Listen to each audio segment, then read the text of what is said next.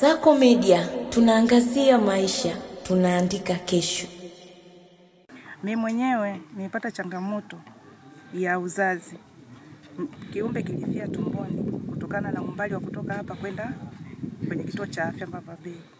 Kwa hili lazima nitoke hapa niende Mbinga nikafanyiwe operation, nikapoteza maisha ya mtoto. Hata mimi mwenyewe maisha yangu yalikuwa hatarini, maana kile kiumbe kilikufa kwa muda mrefu tumboni.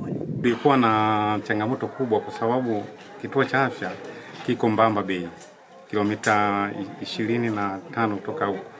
Kwa hivi ilikuwa barabara ikichafuka shida, hasa kwa kina mama wajawazito.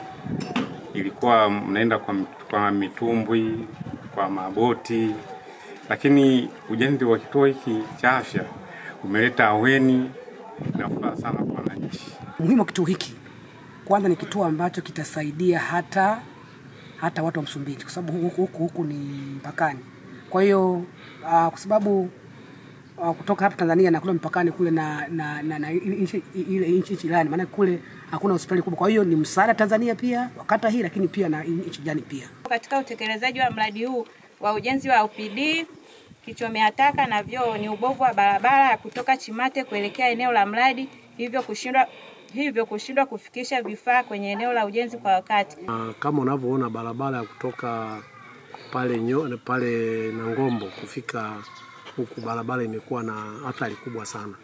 Kwa hiyo miradi inaenda kwa kuchelewa kutokana na hali ya mvua na hali ya mazingira ya barabara. Eneo la kata ya Chiwanda liko mpakani na nchi jirani ya Msumbiji. Kwa hiyo kuwa na eneo la kutolea huduma za afya ni muhimu, kwa sababu yako magonjwa ya mlipuko yanaweza kujitokeza wakati, na yamewahi kujitokeza, watu wakaenda kupata huduma mbali. Kwa hiyo umuhimu wa serikali yetu kuleta, manake umetambua na kututhamini sisi wananchi wa ukanda huu. Lakini ukiangalia kutoka hapa mpaka kupata huduma ya hospitali ya wilaya kule Nangombo ni parefu, zaidi ya kilomita 35. Kwa hiyo Mheshimiwa Rais ameamua kutupunguzia huu mwendo wa kwenda kuifuata hospitali ya wilaya.